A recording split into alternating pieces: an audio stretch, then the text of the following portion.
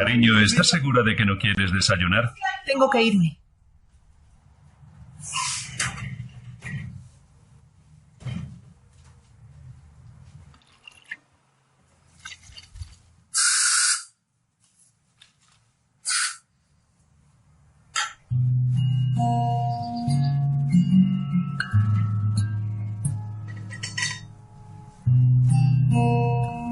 Hace un año, Eva Glave, de 31 años de edad, de Frankfurt, detectó un bulto anormal en su pecho. Pronto sus sospechas se confirmaron. Se trataba de un tumor maligno.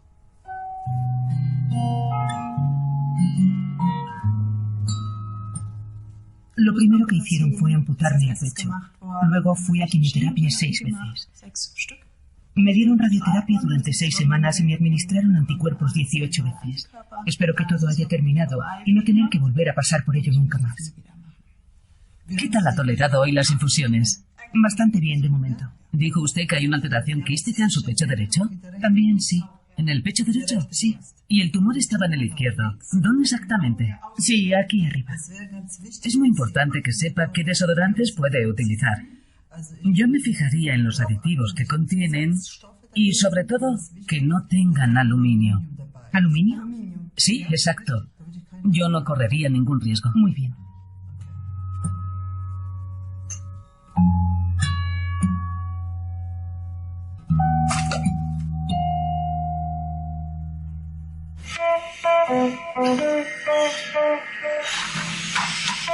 ¿Aluminio? Hace un siglo la mayoría de la gente no habría reconocido esa palabra. En la actualidad este metal ligero está a punto de superar al hierro. El aluminio es mucho más que un material corriente. Una amplia variedad de sus compuestos se utiliza en cosmética y también para la purificación del agua. Los productos hechos con aluminio se han convertido en elementos habituales de nuestra vida cotidiana. Se podría decir que estamos viviendo en la edad del aluminio.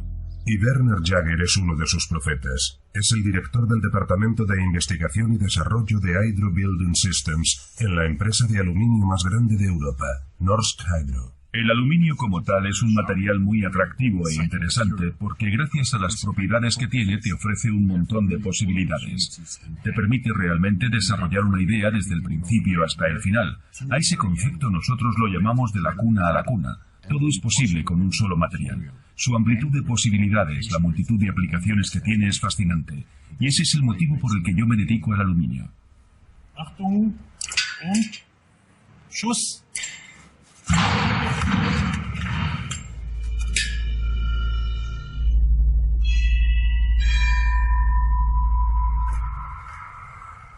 Christopher Exley es presidente del Instituto de Química Bioinorgánica en la Universidad de Kiel, Gran Bretaña. Desde hace casi 30 años se ocupa de un asunto: el aluminio. Vivo a unos 12 kilómetros de la universidad y llevo unos 19 años yendo en bicicleta de mi casa a Kiel.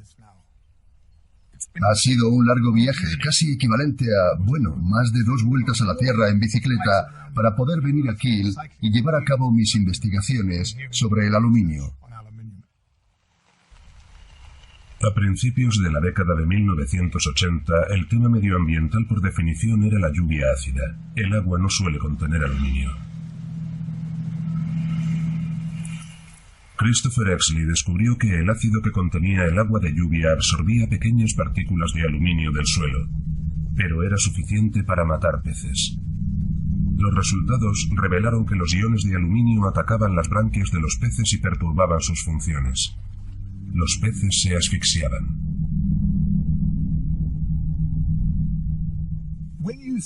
Cuando ves el impacto que tiene el aluminio en un pequeño salmón, te das cuenta de que en realidad es devastador.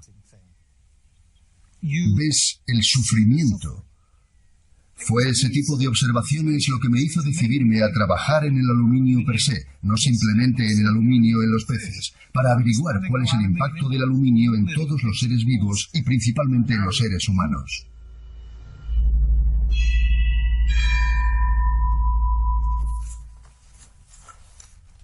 Eva Glave está trabajando de nuevo como comadrona después de su diagnóstico de cáncer de pecho.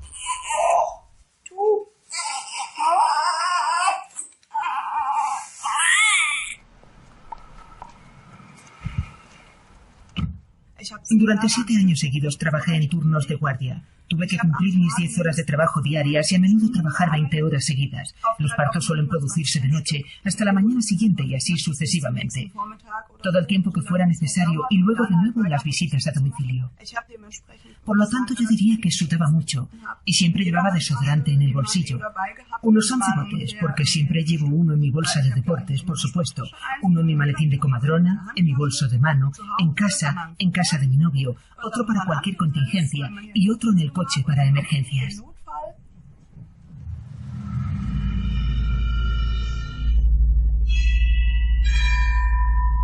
La oncóloga Philippa Darbre realiza investigaciones sobre las causas del cáncer de pecho. Estudia las razones por las que muchos tumores aparecen curiosamente en la zona próxima a las axilas. Estudios realizados en las décadas de 1930 y 1940 muestran que el 30% de los cánceres de pecho se producía en esa zona. Y actualmente en esa zona se produce casi el 60%. Así que algo está ocurriendo más allá de la explicación habitual de que es una zona donde hay más tejido. Y por supuesto otra explicación posible es que es en la zona en la que se aplican productos químicos debajo del pecho. La primera suposición de Darbre fue la influencia negativa de los llamados parabenos, compuestos químicos que contienen diferentes cosméticos. Entonces me di cuenta de que en esos cosméticos había aluminio que se utilizaba como antitranspirante y que se añadía en niveles muy altos. Por tanto, había un problema de exposición a ese elemento, así que quise saber si el aluminio podía penetrar en el pecho humano. Darbre inició un estudio comparativo de mujeres con y sin cáncer de pecho. Con un extractor de leche se puede extraer una cantidad muy pequeña de líquido del pezón de mujeres no embarazadas. Se denomina líquido aspirado del pezón. Si tomas muestras de mujeres con cáncer de pecho y de mujeres sin cáncer de pecho, puedes comparar el contenido de ambas muestras.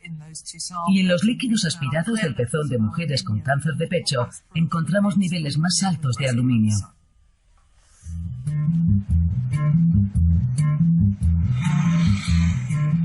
El Instituto Internacional del Aluminio tiene su sede en el centro de Londres y aboga por la industria del aluminio. Aquí es donde nos vamos a reunir con el toxicólogo Nicholas Priest, quien se encarga de supervisar la seguridad del aluminio en nombre de la industria. Si existieran pruebas claras de toxicidad, yo sería la primera persona en decir no lo usen. De acuerdo, pero no he encontrado ninguna. No hay ninguna prueba sistemática que muestre la existencia de toxicidad a los niveles a los que la gente se expone. Y la gente no aplica cantidades enormes de aluminio en sus axilas. Philippa Darbre examinó el efecto de tales dosis mínimas de aluminio en el pecho femenino. En el transcurso de un año se dedicó a observar si las células vivas se alteraban en presencia de aluminio.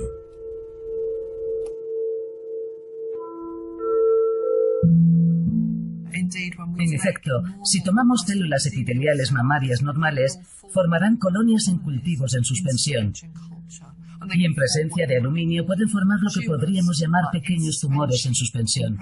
Pero en ausencia de aluminio, por supuesto, no lo hacen, porque son células normales. Así que, en ese sentido, el aluminio parece capaz de convertir una célula normal en una célula cancerosa. Darbre descubrió también otro efecto. Añadir aluminio aumentaba las probabilidades de células cancerosas migratorias y la formación de metástasis. Algo que también descubrimos fue que el aluminio podía influir en el comportamiento de las células mamarias cancerosas y posiblemente en su forma de desplazarse. Y por supuesto, si ese extremo queda demostrado y confirmado por otros laboratorios, sería un dato trascendental porque, obviamente, nadie se muere por tener un bulto en el pecho. La gente muere porque las células son capaces de desplazarse a otras partes del cuerpo.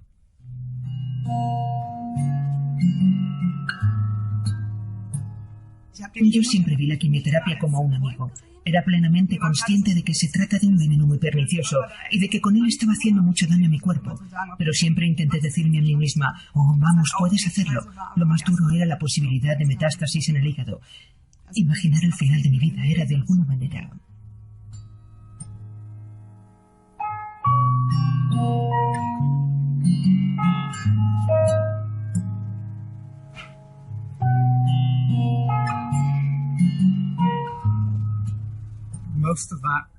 La mayor parte no penetra en la piel. Hay quien sostiene que si te afeitas las axilas y dañas tu piel, podrías hacer que penetrara más aluminio. Pero los niveles que podrían transferirse son mínimos, comparados con cualquier nivel que podamos considerar tóxico. Más de 2/3 de los desodorantes contienen compuestos de aluminio como ingrediente activo. El aluminio reacciona al entrar en contacto con las células de la piel y las une de manera que les impide sudar.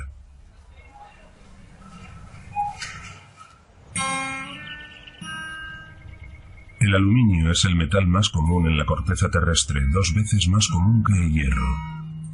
Pero el aluminio puro no existe como tal. Se une estrechamente con otros elementos y no puede lavarse con agua normal.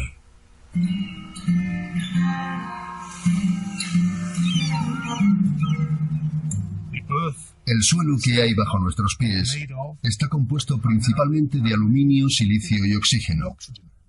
De manera que la corteza terrestre, que es la capa que rodea toda la Tierra, es aluminio, silicio y oxígeno. Así que el aluminio es ubicuo, está en todas partes.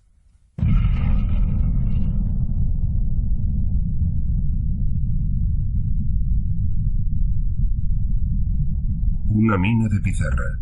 En su interior las rocas están unidas por iones de aluminio. Es extremadamente complicado extraer el metal en bruto.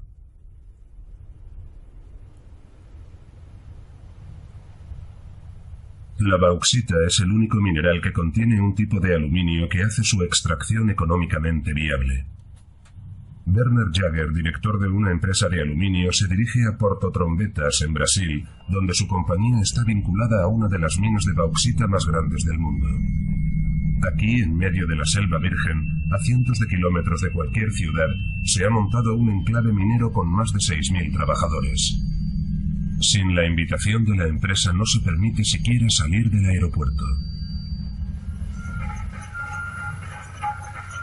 La prospección de bauxita en la selva tropical es comparativamente fácil. El mineral puede encontrarse a solo unos metros bajo la superficie. Lo único que hay que hacer es deshacerse primero del bosque.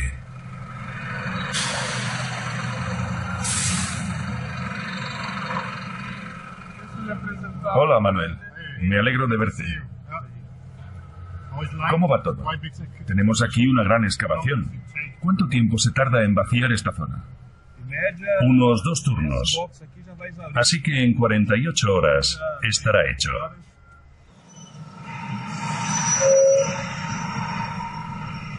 La zona de prospección se expande rápidamente, principalmente porque hay 3 turnos trabajando las 24 horas.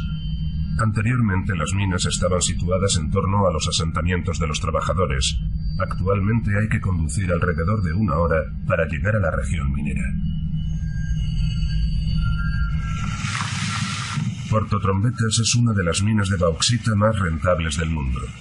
18 millones de toneladas de aluminio se extraen aquí cada año.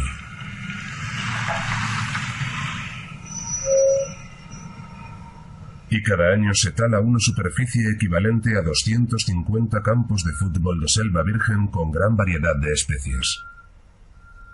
Hasta cierto punto resulta problemático deforestar la selva y luego reforestarla de nuevo.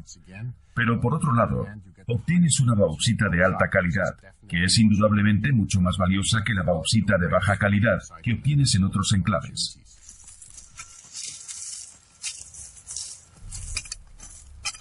Mientras las minas se reforestan, la variedad original de especies podría perderse para siempre.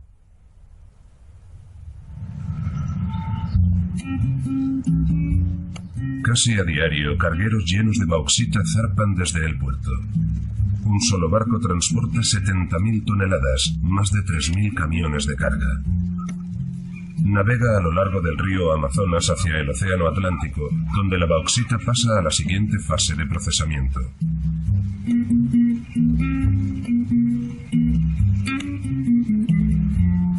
La mayor refinería de aluminio se encuentra en Barcarena, a orillas del río Pará. La gente del lugar se gana la vida pescando, o al menos trata de vivir de la pesca. El río Pará fue el hábitat y principal fuente alimenticia de la población local durante muchos siglos. Pero desde que se procesa bauxita en la zona, todo ha cambiado. No sé qué es lo que ha provocado esto. El agua es totalmente distinta. Se ha vuelto muy blanca y viscosa. Creo que ha ahuyentado a todos los peces de esta parte de la playa. Hace 20 años capturábamos mucho más y regresábamos a casa con las canoas llenas de pescado que podíamos vender, pero eso ya no es posible.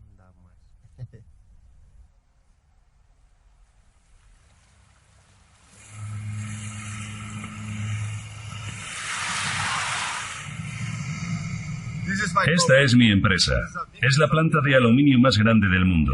Tenemos capacidad para producir más de 6 millones de toneladas al año. 6 millones de toneladas al año. 6 millones de toneladas al año. Desde 2011, la refinería de aluminio de Barcarena pertenece a Norsk Hydro, que es actualmente una del puñado de empresas multinacionales que controla la producción total de mineral de bauxita y de aluminio en bruto. Aquí, las partes de bauxita ricas en aluminio se extraen mediante la utilización de la agresiva sosa cáustica. Luego el líquido se enfría y posteriormente se quema a 1300 grados centígrados. El polvo de aluminio blanco es el material básico con el que se produce el aluminio en bruto e innumerables productos, como el cemento o la cerámica de aluminio. Las condiciones de trabajo son extremas. A pesar del calor tropical, cada milímetro de piel debe protegerse de la sosa cáustica. Más de la mitad de la bauxita se convierte en barro rojo inutilizable que termina vertiéndose. ¿Qué ocurre con los peligrosos residuos? No se sabe con certeza. Una forma de utilizar el barro rojo es, por ejemplo, en la construcción de carreteras. También se ha utilizado para fabricar ladrillos o tejas. También hemos construido casas con los ladrillos de barro rojo. Le hemos dado esa utilidad. Sin embargo, sigue habiendo una gran cantidad de material de construcción disponible. El vertedero de barro rojo es 2 veces más grande que la propia refinería.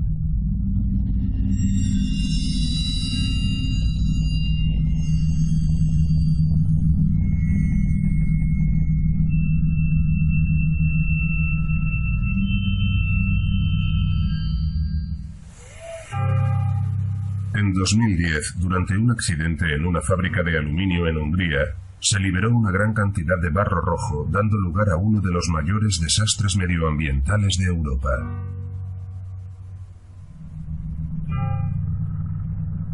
En el sitio donde se ubicaba la fábrica de aluminio de Aika, se rompió el dique de un estanque de barro rojo. Una ola de crecida de varios metros se desplazó en dirección a la pequeña localidad de Debexa.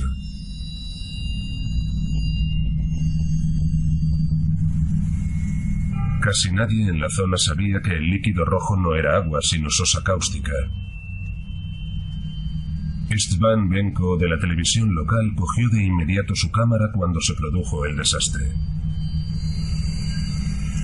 La calle se convirtió en un río embravecido. Benko consiguió ponerse a salvo escalando a la terraza de su casa.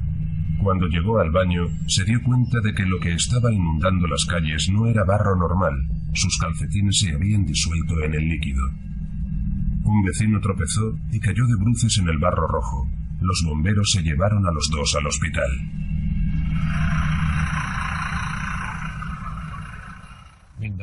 Cada día, cuando me cambiaban los vendajes, mi piel estaba llena de puntos. Al principio podía sentirla, pero al cuarto día mi piel estaba muerta. La lejía actuó con tanta eficacia que atacó incluso la carne por debajo. Alrededor de 1 millón de metros cúbicos del líquido altamente tóxico se esparcieron por toda la zona. 10 personas murieron en la inundación. Más de un centenar tuvieron que ser trasladadas a hospitales con quemaduras graves causadas por sustancias químicas. Un año después, la zona donde se levantaba la casa de István Benko había quedado completamente arrasada. Yo no estaba presente cuando derribaron mi casa. Habría sido insoportablemente triste para mí ver cómo el trabajo de toda mi vida era destruido en media hora. La salud de Benko quedó también destruida por el desastre. Su cuerpo está cubierto de cicatrices y ni siquiera es capaz de cargar con una cámara. Sin embargo, en ese intervalo de tiempo la fábrica de aluminio ha vuelto a reanudar su producción.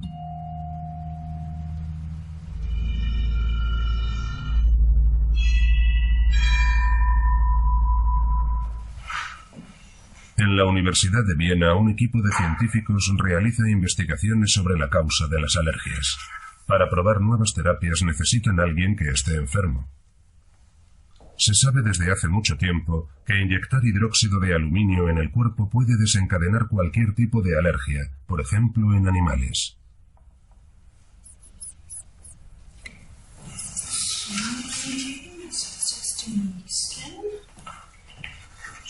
Han descubierto que se puede volver alérgicos a los ratones si se les alimenta con manzanas o nueces acompañadas de medicamentos para la acidez estomacal. Estos medicamentos contienen hidróxido de aluminio como sustancia activa. Y al parecer, el aluminio moviliza el sistema inmunológico contra una sustancia administrada simultáneamente. De momento, hemos escogido los principales alérgenos alimentarios y podríamos demostrar que con el aluminio como adyuvante se pueden desarrollar alergias a los alimentos. Por ejemplo, podríamos coger cualquier alimento de la cocina y añadirle adyuvantes, y según mis datos actuales, podríamos inducir en las personas alergias alimentarias con mayor o menor intensidad a cualquiera de esos alimentos. A menudo me moquea la nariz y también siento un hormigueo en la lengua.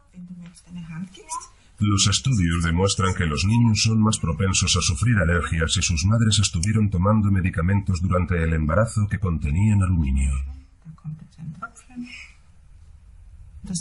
Este es un tema muy sensible. La acidez estomacal se produce por la posición alta del diafragma durante el embarazo. Hoy en día se recetan fármacos muy potentes que las mujeres embarazadas toman durante largos periodos. Y por tanto, no solo queda afectado su propio sistema inmunológico, sino la capacidad inmunológica contra las alergias de sus hijos. Algunos de estos medicamentos se pueden adquirir sin receta en la farmacia. Hace algún tiempo, la misma sustancia ya había provocado un escándalo a nivel global en los centros de diálisis. Herbig Holzer, de la Universidad de Graz, estuvo involucrado en la detección del caso. En los años 70 observamos casos neurológicos muy dramáticos e inadecuados. Estas personas sufrían deficiencias neurológicas graves, trastornos del habla y del movimiento. Sorprendentemente, gente joven en particular mostró síntomas similares a los de la apoplejía y el Alzheimer. Finalmente, Holzer y sus colegas descubrieron el motivo. Los nuevos medicamentos contenían grandes cantidades de hidróxido de aluminio. En cuanto detectamos el problema, dejamos de administrar fármacos con hidróxido de aluminio. Pero las deficiencias neurológicas no mejoraron. El problema era que el aluminio ya había penetrado en el cerebro y los efectos tóxicos se habían propagado de tal manera que no nos permitía observar ninguna mejoría.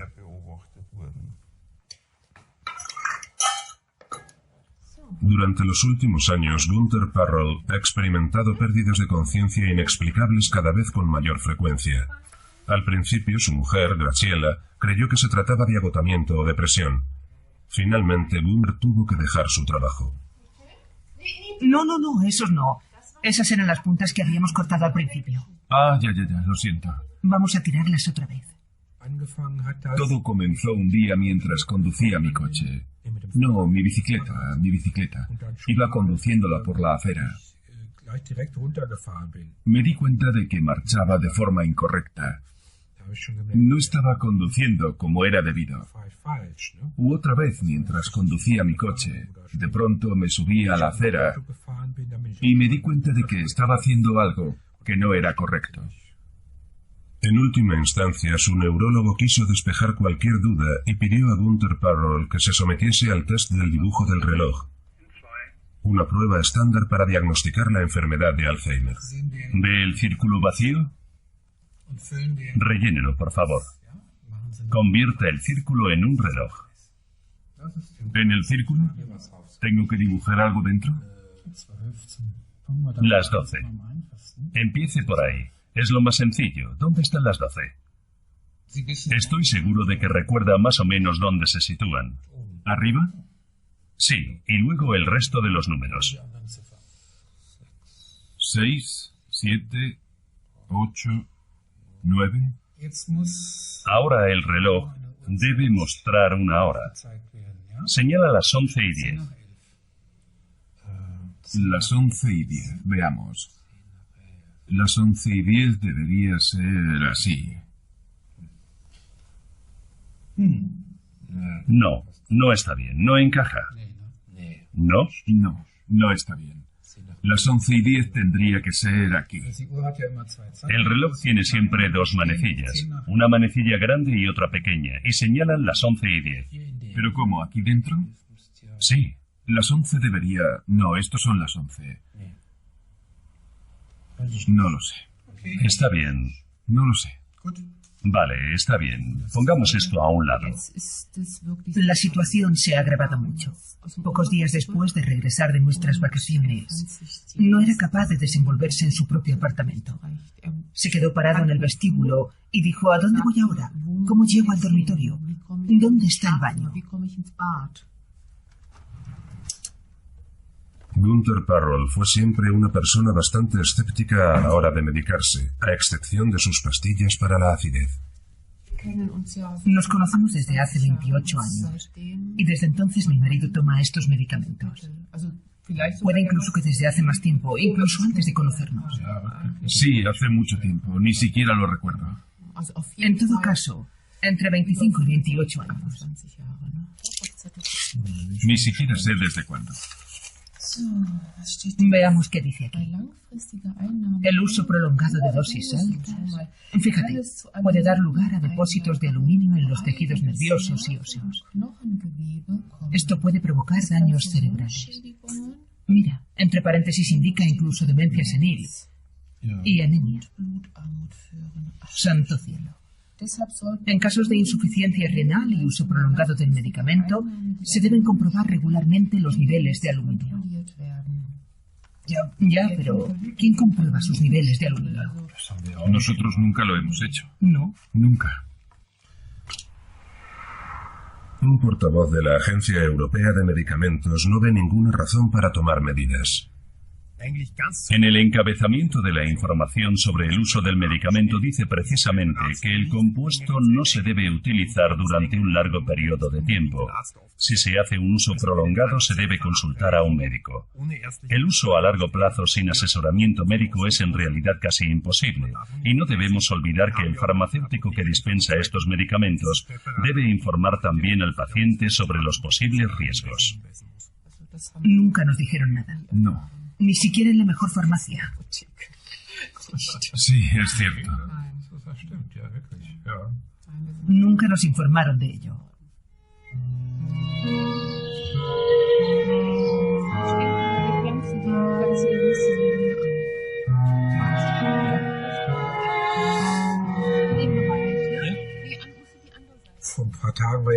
Hace un par de días leí otro artículo en una revista en el que se sugería que podría desarrollarse un nuevo medicamento en un futuro próximo. Puede que sea un poco tarde para mí. Podría ser perfectamente el caso. Puede que haya llegado mi hora, eso es lo que digo. Por supuesto que no me importaría quedarme aquí un poco más. Sí, estaría bien, pero...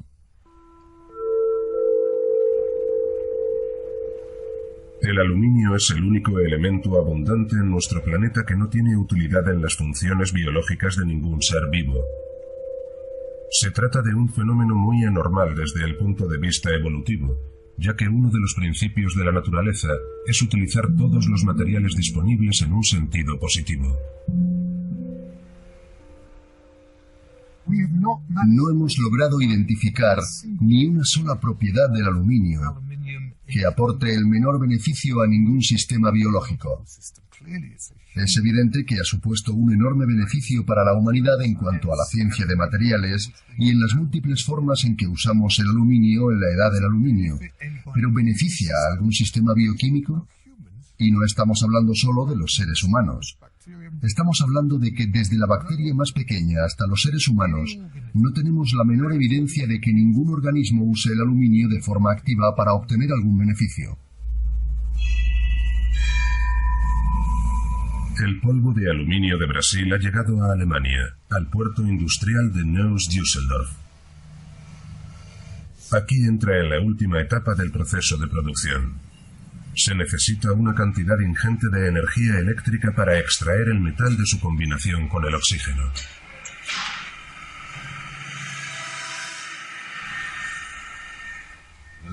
Una celda electrolítica es como una bañera de hidromasaje. En el fondo de la bañera se encuentran las placas para el cátodo, que están hechas de carbono. Al aplicar grandes corrientes de energía eléctrica durante este proceso se extrae el aluminio, que después se deposita en forma de metal líquido en el fondo de la bañera. Para obtener 1 kilogramo de aluminio se emplea aproximadamente 10 veces más energía de la que se necesita para obtener 1 kilogramo de acero. Con la cantidad de energía consumida por esta planta de aluminio cada año, se podría abastecer sin problemas la demanda de energía eléctrica de una ciudad como Düsseldorf durante un año entero. Y esta energía se aplica al metal en bruto. El aluminio líquido es altamente reactivo.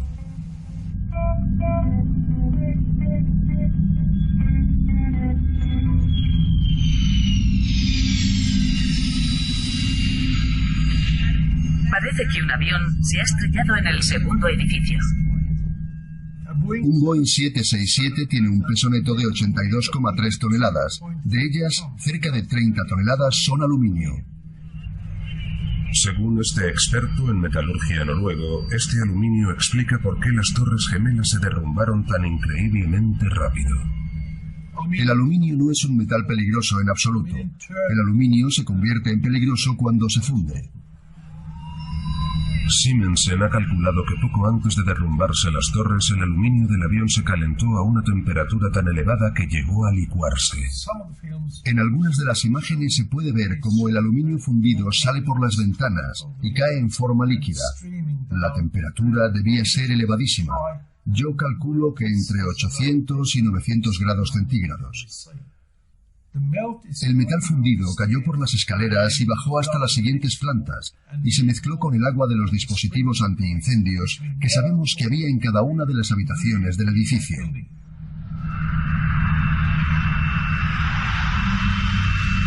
Las explosiones previas al desplome de las torres han contribuido a alimentar disparatadas teorías conspirativas, pero en opinión de Simensen no constituyen ninguna sorpresa cuando uno está familiarizado con las propiedades del aluminio. La conjunción del aluminio y el agua da óxido de aluminio más hidrógeno, y como resultado, una gran explosión. Estamos hablando de una bomba con una potencia equivalente a 700 kilos de TNT como mínimo, puede que más incluso. Por extraño que parezca, el informe oficial del gobierno sobre el derrumbe de las Torres Gemelas no menciona en absoluto el aluminio. En el reciclaje del aluminio, las desventajas se convierten en ventajas. Ahora solo se requiere la mitad de energía que sería necesaria para fundir chatarra de hierro.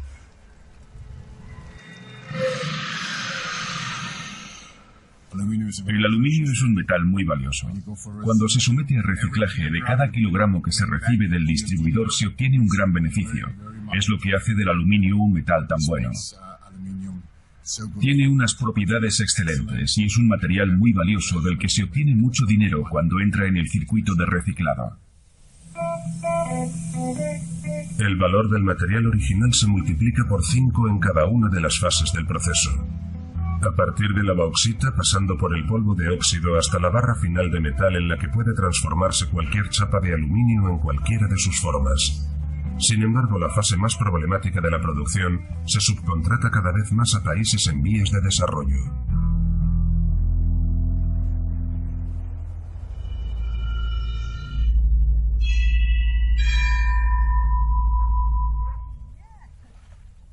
El agua potable se purifica con aluminio en gran parte de Europa.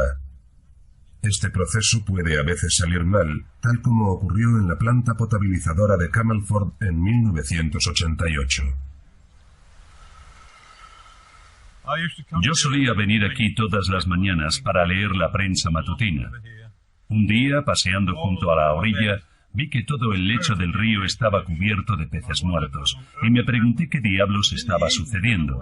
Esa misma noche mi mujer se dio un baño, y cuando se disponía a lavarse el pelo mezcló el jabón con el agua y ésta se volvió de color azul brillante. Ella se quedó muy sorprendida, no se alarmó, simplemente se sorprendió. En la planta potabilizadora informaron de que se había producido un problema técnico menor. El agua es perfectamente segura, incluso para el consumo, aunque la gente no la esté bebiendo debido a su sabor. Es segura a todos los efectos, aunque es posible que algunas personas puedan experimentar pequeñas irritaciones cutáneas. Finalmente, Dow Cross pudo establecer la conexión entre los peces muertos y el extraño sabor del agua potable. Cuando bajé por la mañana, había aquí peces muertos. Pero no los había corriente arriba, de modo que la contaminación no pudo descender río abajo en esta dirección. Todo comenzó aquí, y entonces una persona comentó que habían estado lavando las tuberías de agua en la carretera durante la noche, vertiendo el agua sucia en el río al otro lado del puente. Y eso fue lo que mató a los peces. En otras palabras, nuestra agua potable estaba envenenada. Finalmente, las autoridades sanitarias tuvieron que admitir lo que había ocurrido realmente. Un conductor de camión recién contratado, que se encontraba solo en la planta potabilizadora, sencillamente había vaciado su carga de sulfato de aluminio en el depósito equivocado. El agua potable contaminada se bombeó rápidamente a las tuberías de abastecimiento. En toda la zona comenzaron a producirse extraños sucesos. Carol, la esposa de Dow, fue una de las personas afectadas. Entonces mi esposa comenzó a quejarse de que su artritis empeoraba mucho. Hasta ese momento los síntomas de su enfermedad eran bastante leves. Otras personas experimentaron síntomas más graves. La gente me contaba que mientras conducía el coche tenía malas experiencias. Se detenían de repente a un lado de la carretera y pensaban, ¿a dónde voy? ¿Y por qué estoy en este lado de la carretera? Estoy en el lado equivocado de la carretera. Cosas de este estilo se convirtieron en algo común. Entonces empecé a recibir llamadas telefónicas de agricultores. Uno de ellos me dijo, tenía 40 ovejas en un campo con una tubería conectada al depósito de agua de la ciudad. Y en otro campo contiguo, tenía otras 200 con un manantial de agua natural. Todas las ovejas que bebían del manantial estaban bien, pero de las 40 que habían bebido del agua del depósito, 10 habían muerto. Y entonces otra gente me habló de problemas similares con las vacas. Cuando te enteras de que hay animales muriendo y luego oyes, bueno, pero no afecta a los seres humanos, sabes que están mintiendo. En 2003, 15 años después del incidente, Dow Cross comenzó a observar cambios alarmantes en el comportamiento de su esposa Carol. Su salud se debilitó enormemente y paulatinamente se fue consumiendo. Y finalmente, en una ocasión, se me quedó mirando y me dijo en voz baja, adiós, adiós, adiós. Y esa fue la última vez que me habló. Poco después, la esposa de Dow Cross murió a la edad de 59 años. El forense pidió a Christopher Exley que examinase el cerebro de Carol Cross para comprobar la concentración de aluminio. No existe un nivel normal. El nivel normal sería la ausencia total de aluminio, pero la realidad es que todos tenemos aluminio en el cerebro, algo así como 1 o 2 microgramos de aluminio por cada gramo de tejido seco. En determinados casos de Alzheimer hemos descubierto que esta cifra puede llegar a los 4, 5 o 6 microgramos. En una de las muestras del cerebro de la señora Cross hallamos 23 microgramos por gramo de tejido seco, que es algo casi nunca visto. Uno de los niveles más altos que nosotros hemos medido nunca. Y probablemente hemos medido más contenido de aluminio en cerebros humanos que ningún otro grupo del mundo. Encantada de conocerte, Phil. La iniciativa ciudadana de Camelford todavía se reúne en la actualidad. Lo que le ocurrió a Carol Cross no es un caso aislado. Luchó mucho durante los últimos 18 meses de su vida. Luchó, luchó y luchó. Tenía 61 años, creo. Comenzó a sufrir pérdidas de memoria hacia el final. Sí. Y también desarrolló epilepsia. En muchas zonas del cerebro de Richard no había flujo de sangre. Lo sé. Estaba muerto. Hubo un incidente en el Reino Unido hace unos 20 años en Camelford. Después hubo mucha gente que alegó que sufría deterioro cognitivo por puro interés. Si sufrían deterioro cognitivo, podían recibir una indemnización. Pero si no sufrían daños, no recibían ninguna compensación. Y ese es uno de los problemas que solemos encontrarnos.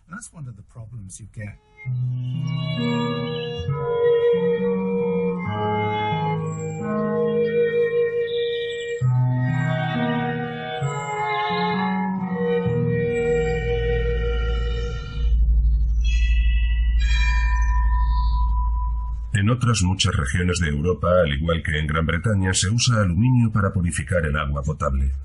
El aluminio reacciona como mejor sabe. Se enlaza con la siguiente mejor molécula.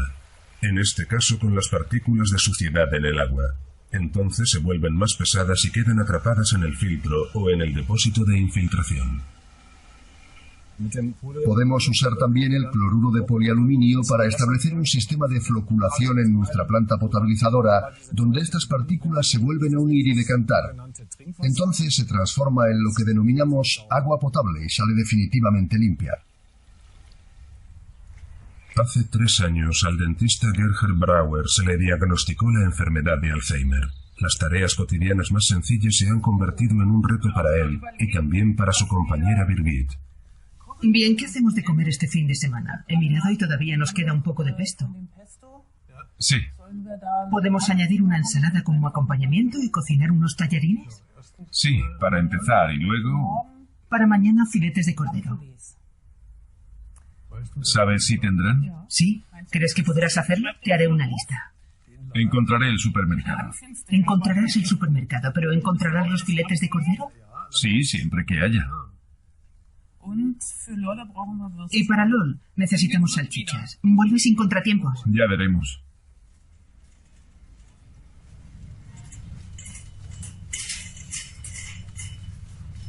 A ver, ¿dónde están las salchichas?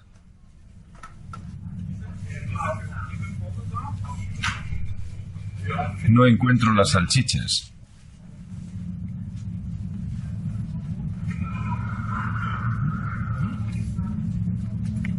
¿Dónde he puesto el carro?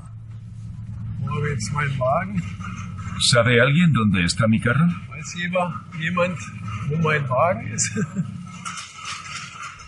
No sabemos si el aluminio es un factor contribuyente o directamente causante de la enfermedad de Alzheimer, pero eso no cambia el hecho de que el aluminio sea una neurotoxina. Y no cambia en absoluto el hecho de que el aluminio esté asociado a los principales rasgos patológicos de la enfermedad de Alzheimer. Si vivimos en determinadas zonas en las que el abastecimiento de agua contiene unas cantidades determinadas de aluminio, la incidencia de la enfermedad en dichas áreas es más elevada.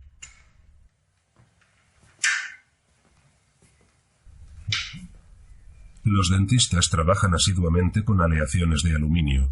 Ya se han detectado problemas de salud entre los técnicos dentales en conexión con el aluminio. Hace 3 años, Gerhard Brauer se vio obligado a cerrar su consultorio. Desde entonces, muchas cosas se han vuelto extrañas para él.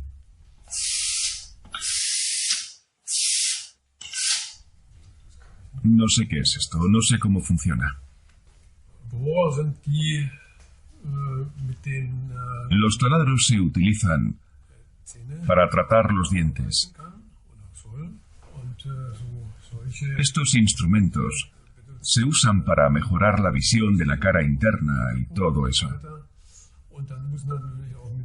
Y también hay que usar estas ganzúas para ver con la ayuda de los dedos si todo está bien.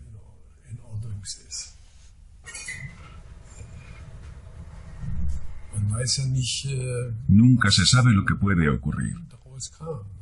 Es muy arriesgado mirar dentro de mi cerebro. Sería factible hacerlo, pero es muy arriesgado porque puede costarte la vida. Estoy absolutamente convencido de que el mal de Alzheimer existiría en ausencia de aluminio. Ahora bien, ¿se daría en edades tan tempranas en la gente? ¿Quién sabe? Quizás podríamos vivir 150 años en ausencia de aluminio. O tal vez la enfermedad sería menos agresiva.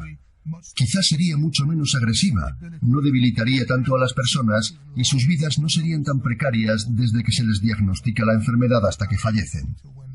En cierta medida la gente piensa ahora, no, es un tema zanjado. El aluminio no es realmente un problema sanitario. Aunque los catedráticos relacionados con la industria siguen defendiendo su seguridad, en la práctica científica se consolida cada vez más la opinión contraria. Por ejemplo, cuando Romain Gerardi, director del Departamento de Enfermedades Neuromusculares de la Universidad Paris-Est, se vio enfrentado a un nuevo tipo de enfermedad entre un creciente grupo de personas. El agricultor Luc Braconnier es un caso típico. ¿Qué edad tiene usted? Sufre de fatiga constante y dolores musculares severos, hasta el punto de no poder realizar ya su trabajo. El doctor toma una muestra de tejido muscular. Los resultados parecen un misterio al principio. Cuando observamos el tejido a través del microscopio electrónico, hallamos inclusiones de naturaleza desconocida en los macrófagos. Al principio pensamos que se trataba de calcio, pero las tinciones de calcio resultaron negativas. Y finalmente enviamos una muestra al departamento de biofísica. Y lo único que nos dijeron fue: parece ser aluminio. No sabemos cómo es posible, pero es aluminio. Los músculos muestran áreas sospechosamente infectadas donde se han concentrado una gran cantidad de células asesinas del sistema inmune. Los denominados macrófagos están llenos de partículas de aluminio. Las inclusiones de aluminio en el interior. El aluminio se añade a las vacunas para aumentar su eficiencia. Los expertos consideran estos aditivos un pequeño secreto sucio, ya que nadie sabe exactamente hasta qué punto aumenta la eficacia de la vacuna ni lo que el aluminio provoca en el organismo posteriormente. Todo el mundo creía que después de la inyección, el paciente eliminaba rápidamente el aluminio a través de la orina. Ahora sabemos que no es el caso. El cuerpo puede retener durante más de 15 años el aluminio en el organismo. Y nadie sabe exactamente cuál es el destino final de este aluminio. ¿Se elimina a través de la orina al cabo de un día? Ni siquiera esto está claro. Gerardi y su equipo descubrieron que en la mayoría de los seres humanos y animales el aluminio se descompone. Pero en un pequeño porcentaje, las partículas de metal permanecen en el cuerpo durante años. Una pequeña porción de estas partículas escapan del músculo inyectado, se dispersan por el organismo y se alojan en puntos muy distantes después de circular meses y meses en el flujo sanguíneo. Y penetran en órganos tan distantes como el bazo o el hígado. Y finalmente, con el paso del tiempo y de una forma muy gradual, en el cerebro.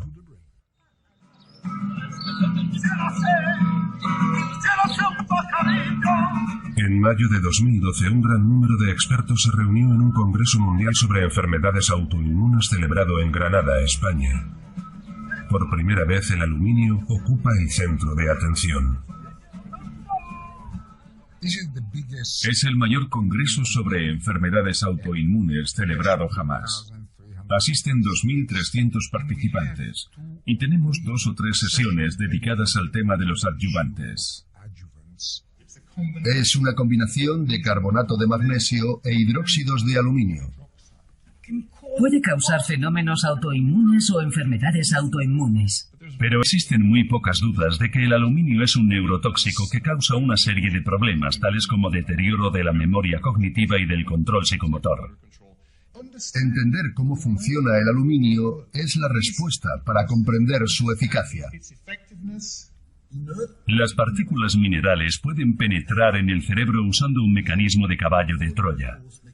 Y lo que es más importante, las partículas de aluminio son capaces de penetrar en el cerebro como una partícula completa.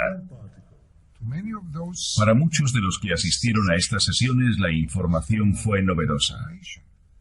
Nuestro papel como organizadores de este congreso es difundir la información, porque la falta de conocimiento es peligrosa. No condenamos las vacunas y tampoco queremos abolirlas. Pero mi deseo y mi ruego es saber quién es susceptible al aluminio y quién no, para poder evitar su uso. Los productores de vacunas tendrán que invertir en el desarrollo de alternativas libres de aluminio, reza una de las conclusiones de la conferencia. Pero las autoridades no ven motivos para tomar medidas. Creo que el papel de las autoridades médicas no es ejercer presión. Desde nuestro punto de vista, el hidróxido de aluminio no supone un riesgo inminente, de modo que, ¿cómo podemos ejercer presión? Estamos de nuevo en Frankfurt. Eva ha invitado a unos amigos a una fiesta. Ha pasado un año desde que terminó la quimioterapia.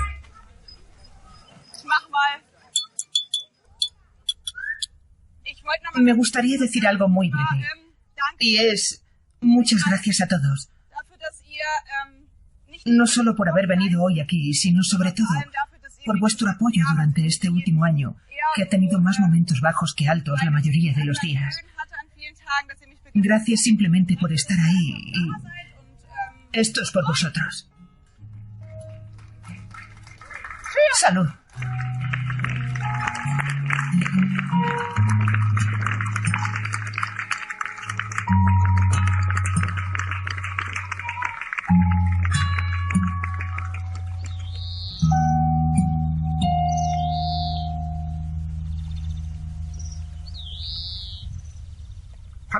Se ha abierto la caja de Pandora y se ha dejado salir al aluminio.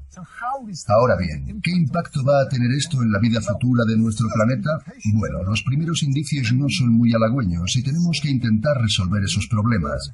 Tenemos que aprender a vivir en la edad del aluminio que no va a concluir en un futuro próximo con las consecuencias o posibles consecuencias de esta creciente carga de aluminio en nuestro organismo, es decir, la incidencia cada vez mayor de enfermedades posiblemente relacionadas con el aluminio.